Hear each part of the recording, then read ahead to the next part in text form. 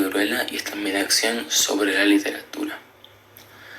La pregunta acerca de qué es literatura ha intentado responderse de distintas reflexiones y miradas.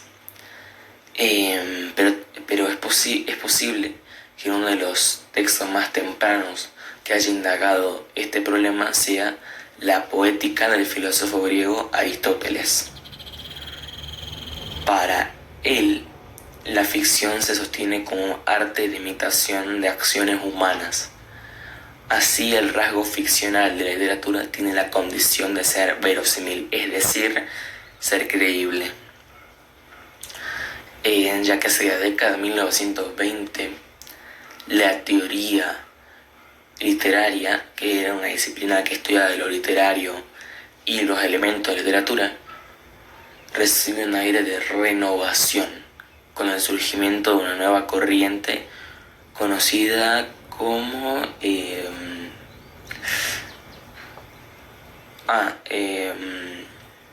el formalismo ruso.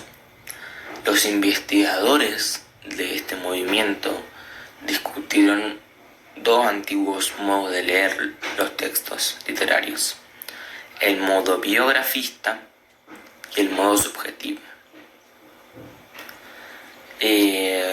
a los que se lo puede, y también se da el ejemplo de lo que serían el extrañamiento, ya que Shklovsky señala que ante el automatismo de la vida cotidiana todo se ve igual y perdemos la percepción de esta.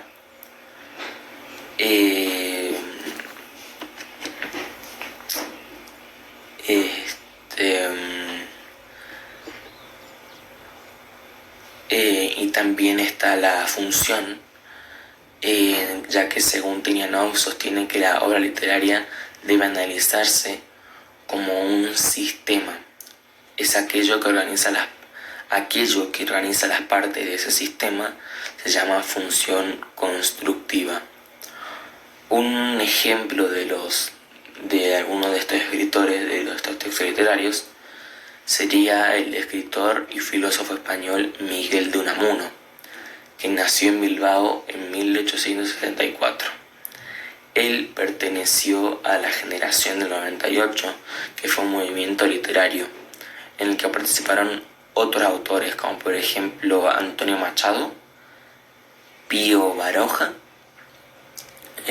Ramón del Valle, etc. Unamuno se dedicó a géneros literarios muy variados, desde la novela y el ensayo hasta la poesía y el teatro. Un ejemplo de estas novelas sería su novela Niebla, que es un ejemplo de la literatura experimental que él utilizaba, ya que todos los juegos vanguardistas utilizados por otros artistas lo lleva a cabo él en su texto literario, ya que esos juegos fueron utilizados en artes plásticas. Bueno, ahora voy a hablar de lo que serían los enunciados y géneros discursivos. Un enunciado puede ser una palabra o un texto. No interesa su extensión, interesa que sea conclusivo y expresivo. Todo enunciado se inserta en una cadena de enunciados anteriores y los que vendrán. De esta manera, el hablante toma una postura activa y contestaria.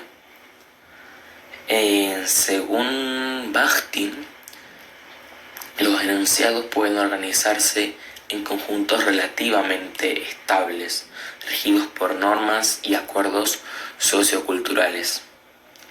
A este conjunto de enunciados se denomina géneros discursivos.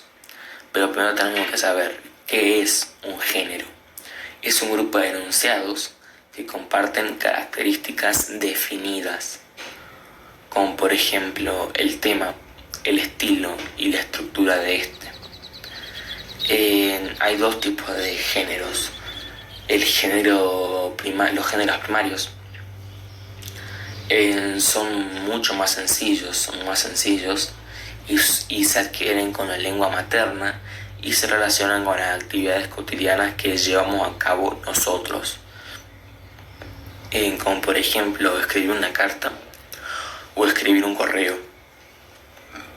El otro tipo de géneros son los géneros secundarios, que son más elaborados y se adquieren a través de la alfabetización, y dentro de ellos pueden incluir géneros primarios.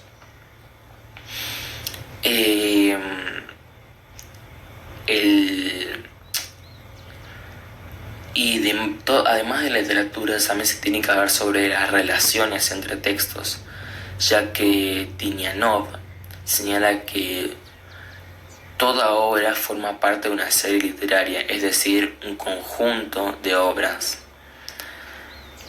A esta serie literaria se la relaciona mediante diversos procedimientos con otras series literarias. Este señaló que los textos pueden relacionarse de modo explícito o implícito, pero según Gerard Genet, las relaciones entre los textos en su teoría se denominan transtextualidad. Según la teoría, estos enlaces se pueden clasificar en distintas categorías. La interdiscursividad, que es la relación más general entre textos y señala el vínculo entre un texto y otras artes, como por ejemplo el cine, la danza, la pintura, etc. Otra categoría sería la architextualidad, que plantea una relación de un texto con el género al que pertenece. Por ejemplo, si vamos a la librería, se observan categorías y cada una de ellas tiene un género y comprende cierto tipo de textos. También otra categoría sería la hipertextualidad, ya que con la aparición del internet, la palabra hipertexto cobró gran notoriedad bajo el término en inglés link, su sinónimo en español hipervínculo. Así, al hacer clic sobre dicho link, una página web nos conduce a otra en relación de hipertextualidad. Otro sería la intertextualidad, que se trata de la presencia de un texto dentro de otro.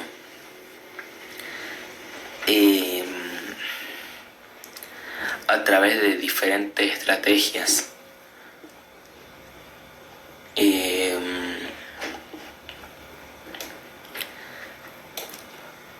Como la cita, la alusión y el plagio.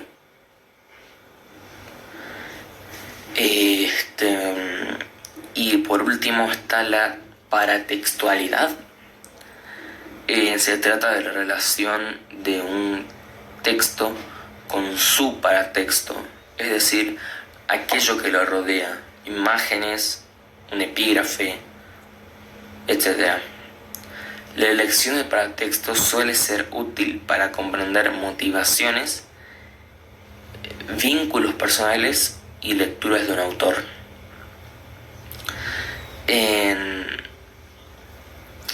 Ahora voy a hablar de lo que serían el canon literario. El término canon remite del concepto de norma y se ha utilizado para pensar y cómo ordenar la serie literaria.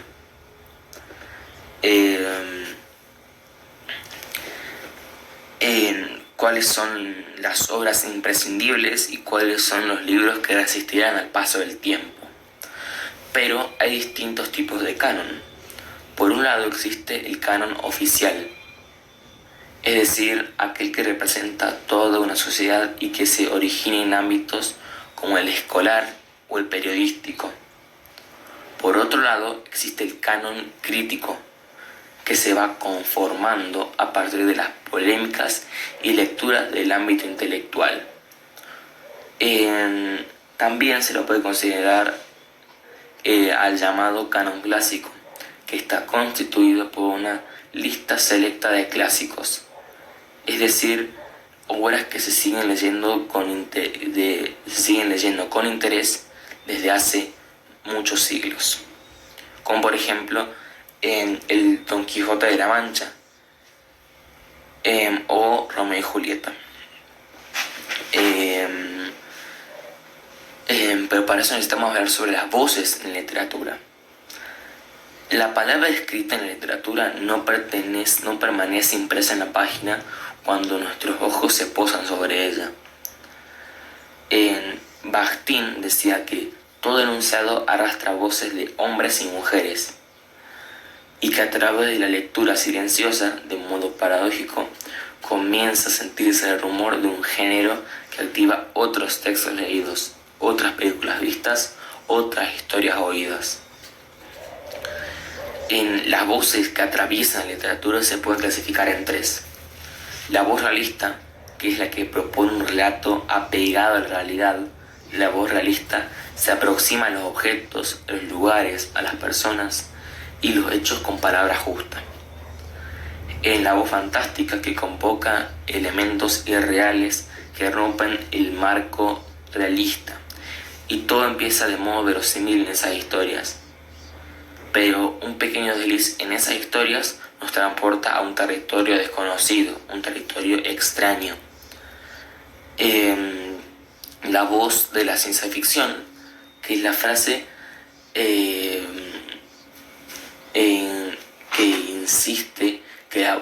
insiste en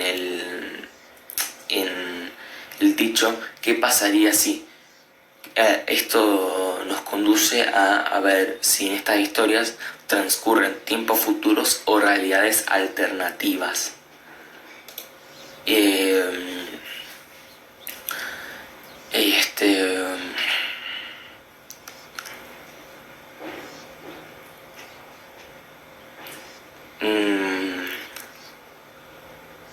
Ahora voy a hablar de los saberes de la literatura, ya que la reflexión sobre la literatura ha dado lugar a planteos interesantes y profundos, con los del crítico Roland Barthes.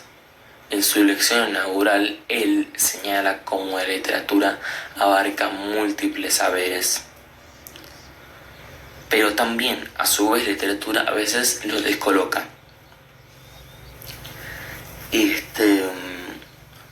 Pero vamos a hablar ya sobre lo que sería en lo que está pasando en la actualidad, que es el hábito de leer. También se adquiere sin utilizar los libros, ya que los libros no son la única herramienta para que los chicos experimenten, porque es interesante y atractivo leer. Hablar de lo que se lee y de cómo está escrito, en recordar lecturas de infancia y usar el correo electrónico y hasta actividades cotidianas como armar una lista de supermercado pueden ser tan eficaces como una biblioteca para crear un ambiente hogareño que despierte la pasión por leer y escribir. Pero también, si queremos tener este hábito, hay que empezar por conversar. Hay que generar situaciones que inviten a compartir. En relación con los libros, se puede hablar de los contenidos, de la ficción de un texto, pero también del lenguaje en el que está contado, de la edición del propio libro, o hablar del acto de leer.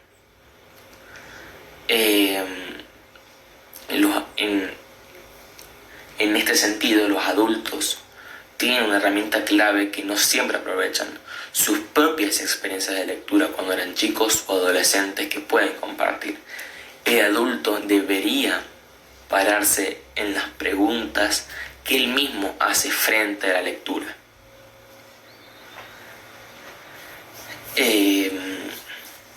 Ya que admitir y admitir que no todo gusta y que se puede elegir lo que se lee.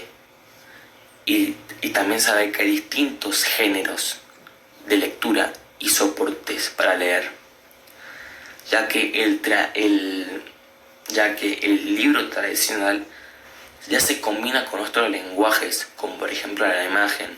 Por ejemplo, actualmente muchos chicos están utilizando una aplicación que se llama ebook, que es una aplicación básicamente para leer a través de un dispositivo.